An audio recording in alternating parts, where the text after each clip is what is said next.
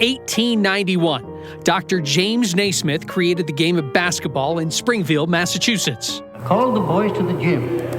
I showed them 2 peach baskets I'd nailed up at each end of the gym. And I told them the idea was to throw the ball into the opposing team's peach basket. This recording of Naismith is found inside of the DeBruce Center on the campus of the University of Kansas. As I listened to the history of the game's invention, my eyes were drawn to the piece of paper in front of me. On that parchment, Naismith had documented the 13 original rules of basketball. Naismith is revered at KU. His name is plastered on the court of Fog Allen Fieldhouse since he was the Jayhawks' first basketball coach. It's a place where many young basketball players dream of competing. Wayne Simien was fortunate enough to live out that dream.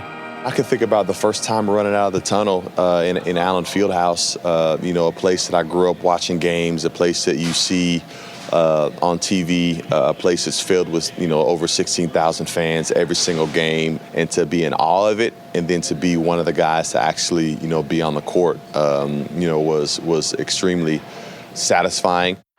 Simien comes away with it. 4 seconds on the shot clock. Down to 3, and he switches it. The game Naismith invented has been good to Simien, and Simien was good at the game.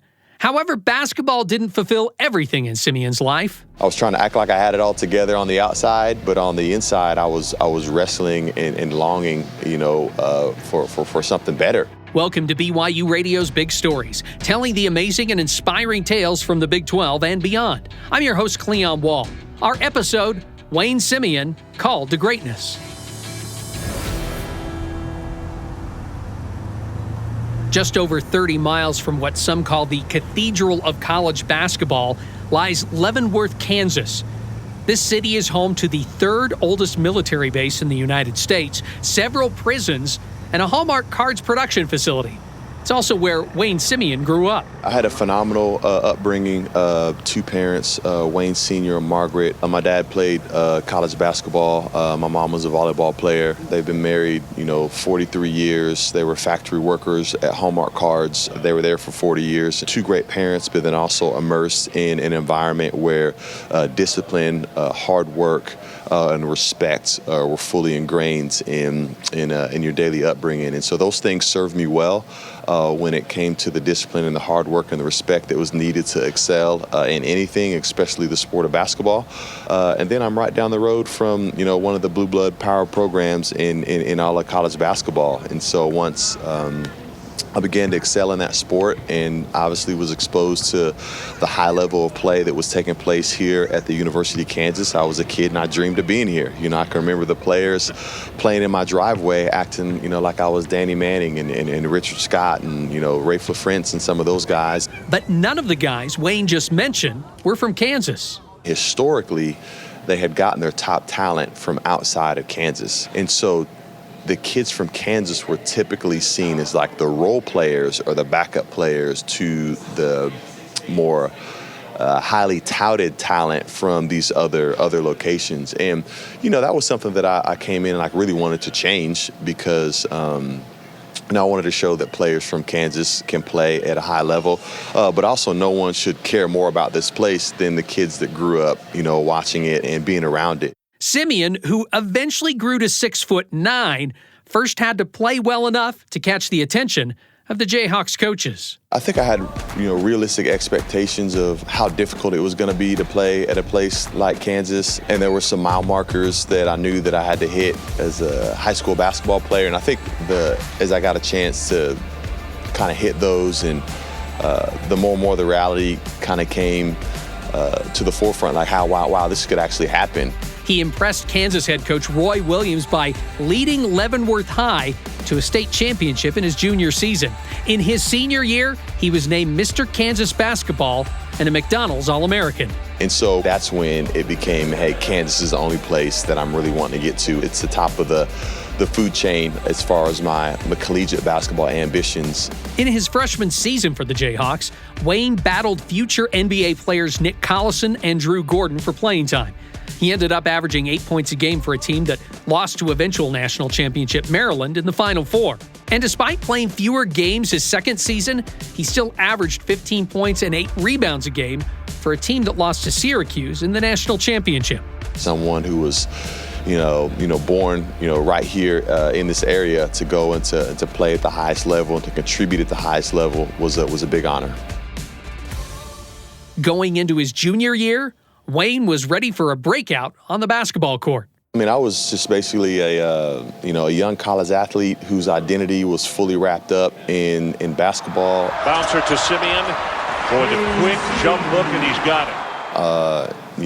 The highs and the lows of that, the approval of people, and just living, kind of a wild lifestyle on the college campus. And I found myself having everything that the world says should make you happy, during that time. But yet I was bored. My life was broken. One day, while sitting on some steps in the area of Kansas's campus known as Wesco Beach, Wayne was approached by a guy named Eric Fish. He was a random guy to me at the time, but little did I know he was a campus minister. And he came up and sat down next to me and began to ask me sincere questions about my life. And we engaged in a sincere conversation. And then he began to tell me how Jesus Christ had transformed his life. And I remember dude, I don't know much about the Bible, but that sounds like a Bible story, man. Stuff like that really happens. And he looked me in the eye and he says, yeah, and God wants to do the same thing in your life too. And I was really intrigued by that. And I asked him to tell me more. The two began spending more time together. And for the first time in his life, Wayne started reading the Bible. The life of Christ on the pages of the gospel was so much more than who I imagined him to be in my head. And so much more than the way pop culture had framed him. And so I was really undone by that. And then I got a chance to get around some other Christians, both peers my age, but then also some older guys. I was a campus director for our campus ministry at KU during that time. My name's Ryan Hickman. So I'm a pastor at Community Church in Topeka, Kansas. And so we had a couple of guys. One was just this kind of nerdy musician, and the other one was actually an exchange student from, I want to say, Taiwan. And I had heard that Wayne had a conversion, and then Wayne kind of hooked up with these other two guys so you have, this all-American, basketball player, and then you've got this Taiwanese exchange student and this kind of nerdy little musician guy.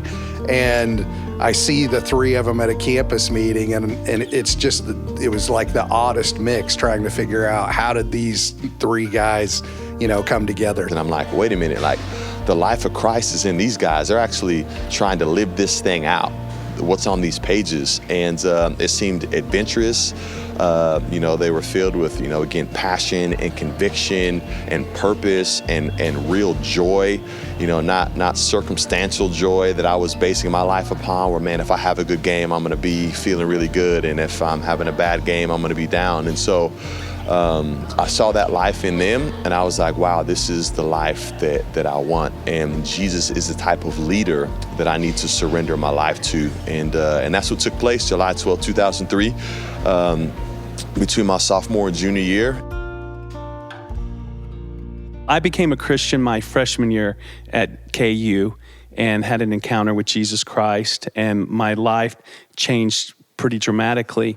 John McDermott is the senior pastor at Morningstar Church in Lawrence. My wife and I found ourselves thinking, we really need to start a church that reaches the college students and the community so that college students can have a more well-rounded experience, that they'll know how they can be a Christian and live as a Christian outside of college. Wayne started attending Morningstar the same summer as his conversion. As many people know in Lawrence, Kansas, KU basketball is highly thought of, and the people that are involved in the basketball program are often kind of thought of as other than kind of people.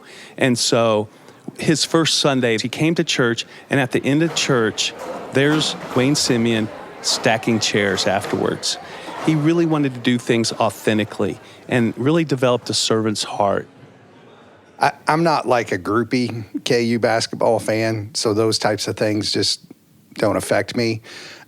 For me, it was more, hey, here's a young man who has just given his life to Jesus, but knows very little about what it means to live for Jesus, knows very little about what it means to live for the kingdom of God. So for me, it was more just, man, what can we do to help Wayne become the man that God wants him to be? The first people that I engaged, and they stayed engaged with me. They challenged me. And I think as a competitor, I like that. I think that if someone would have made it comfortable and made the gospel palatable and made it, kind of fluffy and watered down, I probably would have balked at it.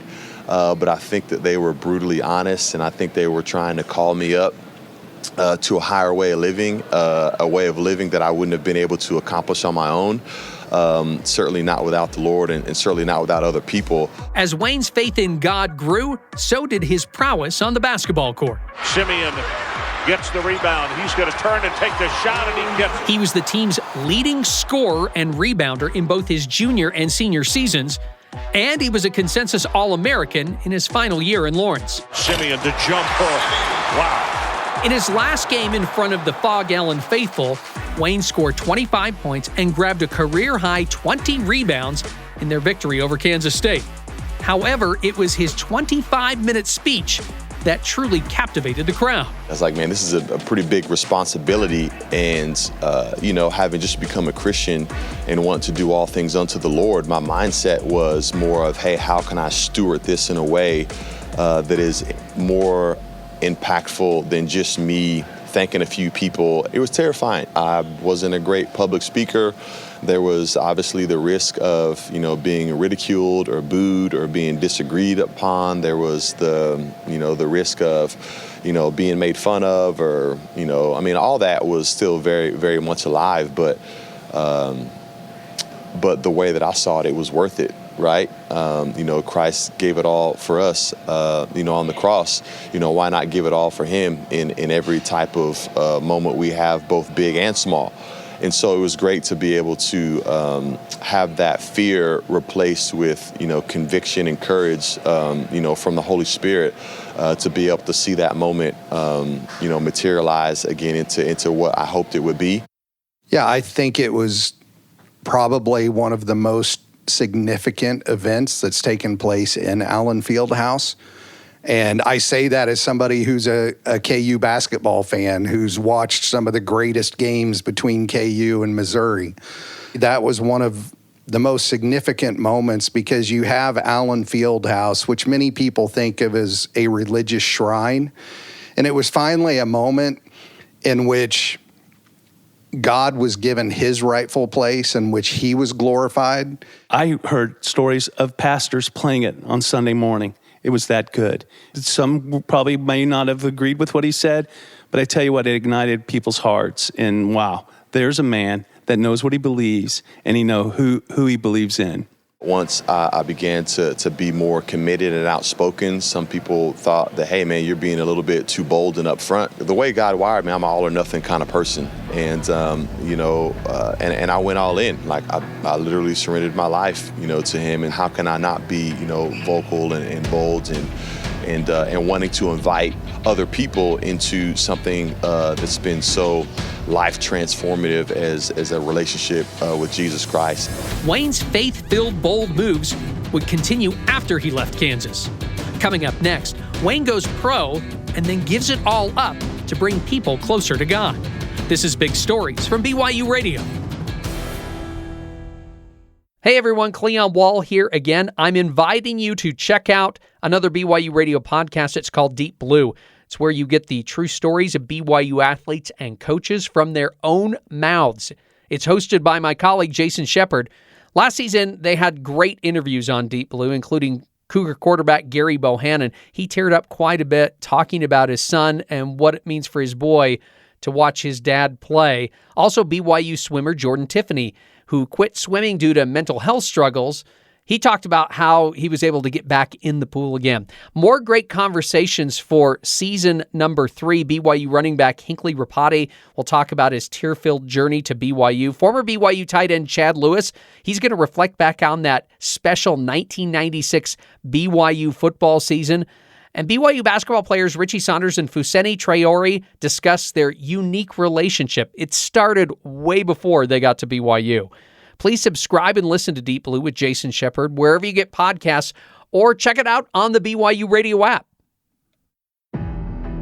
This is BYU Big Stories podcast episode, Wayne Simien, Called to Greatness. Kansas-born Simien lived out his childhood dream of playing for the Kansas Jayhawks, discovering his faith in Jesus Christ along the way. He was never shy about sharing his beliefs. There was, mixed responses, but that certainly didn't deter me in the least in my own pursuit of becoming the man that God called me to be, but then also inviting others into that. Wayne then took his talents and his faith to South Beach as he was drafted by the Miami Heat. To play with teammates, with guys that I grew up watching. I had a Shaquille O'Neal jersey in high school. I had Alonzo Mourning jersey, that I used to wear to school. And now I'm sitting literally in between. I got these guys to my right and to my left and having to guard them and go against them every day in practice. And, I didn't think it could get any better. And so I was, living in Miami, new Christian, all the trappings of the city of Miami, and being a 22-year-old NBA player were there. One of the phrases that we like to use sometimes is new levels, new devils. Ryan Hickman is pastor at Community Church in Topeka, Kansas, and ministered to Wayne while he was in college. There was a plan that he even put into place where he knew, man, I'm going to need people to walk alongside me as I'm continuing to build my walk with God. And so he would fly people out to stay with him for a week at a time, just to hang out, pray with him, talk with him, go to dinner after practices and games. It didn't matter what city I was traveling to, man, I had, a Christian brother that I can call and say, hey, man, let's go grab some dinner. Or, hey, man, things are getting a little bit too, rough in the hotel. Hey, man, I'm just going to come sleep on your couch. I'm grateful that, I approached it with an intentionality. One time, a friend of Simien stayed with him while trying to start a church in Miami. That friend eventually introduced Wayne to Katie in 2006. She asked me what I did, and I was like, hey, I play for the NBA team here in town. I play for the Heat. And she was like, hey, how long is that going to last? And, what are you going to do for a real job? And so, she was not impressed with the whole athlete thing whatsoever, but, had a sincere, heart for the Lord. And, long story short, we were married later that year. But before they wed, Wayne and his Heat teammates won the team's first ever NBA championship. That first year was unreal because there were guys in that locker room like Zoe, like Antoine Walker, like Gary Payton, who had been at it at a high level, at an all-star level for years and had never come close. And then, I walk in, my first year and get a chance to be a part of a team that did that. It was great. I would say probably the most formative time for us actually happened during the off seasons, because during the off season we would come back here to Lawrence and we would be engaging in campus ministry in the same way that we were reached on campus. We would be reaching out to young students and young couples and kind of mentoring and discipling them. And it actually made our heart come alive, more so than, going on to the next basketball season. Wayne played in only 8 games during his second NBA season due to complications from a salmonella infection. Before his potential third year with the Heat, he was traded to Minnesota and subsequently released. Simien spent the season rehabbing a knee injury, but did not secure a spot with an NBA team the following fall. I had an agent, and he was saying, hey, these are the opportunities out there. Hey, you can either wait for the next training camp session to come around to get back into the NBA, or hey, I have an opportunity for you right now in Spain. Hey, would you be open to it? And so, we went there and played. Played for about 8 months for a full season there, and had a great experience, and it was awesome. When I would meet with Wayne, I would always tell him, Wayne, you are much more than a basketball player. John McDermott is the senior pastor at Morningstar Church in Lawrence, Kansas. Your calling, it's not basketball. It is now, but that's not your ultimate calling. We'd been, having conversations and talking, while he's overseas about what he's going to do and what he feels like God is calling him to do next. Our heart and our passion for campus ministry grew far more than our heart and desire to stay in that profession. I don't think it's an overstatement to say, hey, we felt called. Some people thought Wayne was making a mistake. Like, hey, wait, what are you doing? You're 25, 26 years old. You're at the peak of your career. There's still plenty of money to be made. Hey, be a professional basketball player for 5-6 more years, then go do the ministry thing later. So there was criticism and things of that nature. And the thing that helped me was that my identity and my value and my worth wasn't tethered to my basketball career. When you feel like you have a call, is far greater and carries more weight than a casual criticism that you would get from a bystander, and so we were faithful in doing that, and it was worth it. Simien decided to return to the community that fostered him during his time as a Jayhawk great. For him to come back and to begin an athletic ministry was just kind of seemed like the normal course of events of where God would take him. What Wayne wanted to do is to give kids from all economic backgrounds an opportunity that if they wanted to give of themselves and work hard, that he would help them to achieve their goals in terms of their athletics. And so it first started with basketball, it went to baseball, and then flag football. My sports background, and that certainly opened some doors, but by no means were we going to limit the gospel message just to reaching athletes. And so it was great to be able to expand that, and probably healthy for me, just personally, to get outside the athletic bubble and the athletic realm, and to be able to engage and serve and to work with people from all walks of life. We had a college ministry, and we merged the college ministry with that athletic ministry, and we just kept the name Called to Greatness because we like that name. Wayne's campus ministry was never limited. He was involved in a bit of everything, including the day he met Brendan Downey. I'm standing outside the dorm, cars pull up, you got mini fridges, you got futon couches, you got luggage, all this stuff, and I just approach them. Hey man, can I help you and your family get move some of this stuff out? Which naturally leads into me being able to tell my story, and what happened as a student here. And so there's some intrigue and some curiosity there. And then actually for the next, I think it was about next 17 days in a row, I have some type of engagement with Brendan, whether I meet him in the dorm for lunch, whether we go play basketball together, or I have him over to my house, something, we're engaging 14, 17 days in a row.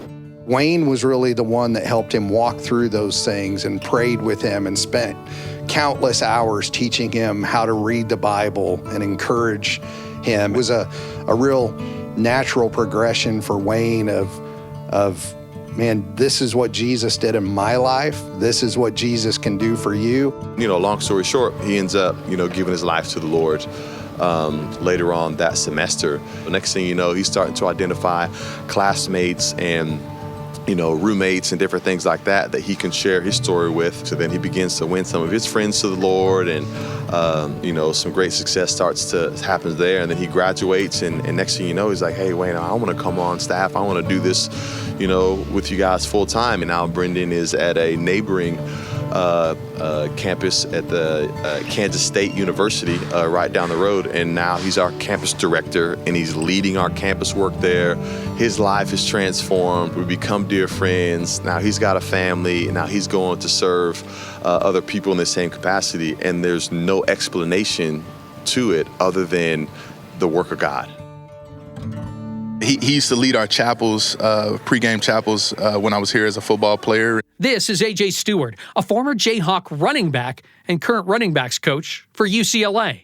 I just thought it was really cool, that a guy who was, as great of an athlete as he was so passionate about God, and it seemed genuine and it seemed tangible. He was one of the major keys to me feeling confident that I could really, take a step in my faith, and and made it feel real tangible for me. And so we just really hit it off, and we would go have lunch and things during my time here. And then when I graduated, we just stayed in touch, and he was actually there the day I got baptized. I come out of the water tears, crying, all that. And the first person I give a hug to is Wayne, and I'm just like laying in his chest. He's, you've seen him, how tall he is. And I'm like laying, like face in his chest, just like bawling, crying. It was, like I said, a kind of a defining moment, in life. But he kind of let the situation die down, and then it kind of like roasted me a little bit. Dude, what are you doing all that crying for, And that just like explains the type of relationship I have with him. While working on KU's campus, Wayne's relationships expanded significantly. We had a transition of leadership here recently, and was invited to be upon the search committee with Chancellor Doug Girard and identifying who our next athletic director would be. And thankfully, we were able to identify Travis Goff. And as he came here and found out that we were aligned in so many ways in his vision for this place, he thought that it would be good for me to be a good formal team member here on his staff. And I was excited to do so because I was so excited about the direction he was taking this place. Wayne's official title is Associate Athletic Director of Engagement and Outreach, a role that encompasses fundraising and strategic planning. I still do a ton of student athlete and staff development, and that kind of encompasses, mentoring, ministry, culture, competitive excellence, things of that nature, specifically with the student athletes, coaches, and teams. That's my real heartbeat, man. That's probably the thing that I enjoy the most. Wayne's role with Called to Greatness has evolved since taking on his new position in the athletic department. More from kind of an oversight and, a support role type endeavor. But yeah, the mission's the same. Prior to Wayne's employment at his alma mater, he experienced a full circle moment.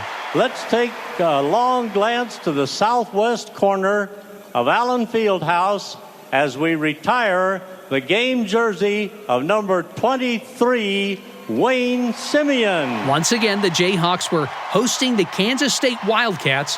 Wayne was being honored in front of the Fog Allen faithful, and he was asked to give another speech. It was certainly shorter. I was more concise and poignant with my words, but I think that the heart and the intent behind it was exactly the same. But never in my wildest dreams did I ever think that my name would be hanging up there. It was never a goal of mine. It was never a dream of mine. But as I see it there now, it's still unbelievable. But even here in this very moment today, I really feel like it's not about me, because I've had so many people in my life that have helped me in so many ways to achieve this honor here tonight. And it's because of people like that it's really inspired me to come back here and to be that same thing to other people as I mentor and do ministry here on campus and in the city of Lawrence. And what I really would hope that my legacy here would be is not just someone who grabbed a bunch of rebounds and scored a bunch of points, but I hope that I would be remembered as someone whose life was miraculously transformed by Jesus Christ during my time here. My jersey remains up there. May the name of the Lord Jesus Christ be lifted high above it. Thank you so much. I love you all. I don't think we've even begun to see what God has for him. Here again is Morningstar senior pastor John McDermott. He's like a gift. And I think that's really, and I don't say that flippantly or lightly, but I think that he still has a lot in store for him. He has an incredible ability to bring people together. He's a servant leader. Community church pastor Ryan Hickman believes Wayne could do just about anything with his life. He could be a business leader. He could be a political leader. He could be a church leader. It really kind of depends on where he feels God directing him in the future. I want to be faithful to who God is and who he's called me to be. And look, spiritual boredom doesn't exist when you read the Bible and you try to do what it says. And it is an adventure every single day in marriage, in parenting, in my daily work here. I want to see the way that Jesus led. I want to see the way that he loved. And I want to try to go and do that. And I want to give him all the credit. Wayne Simien, Called to Greatness, was produced and written by Whitney Sheffield and Cleon Wall. Music and post-production by Kevin West. Thanks to ESPN for the highlights. Make sure you watch BYUTV's big stories by logging on to BYUSN.com. Big Stories is a production of BYU Radio.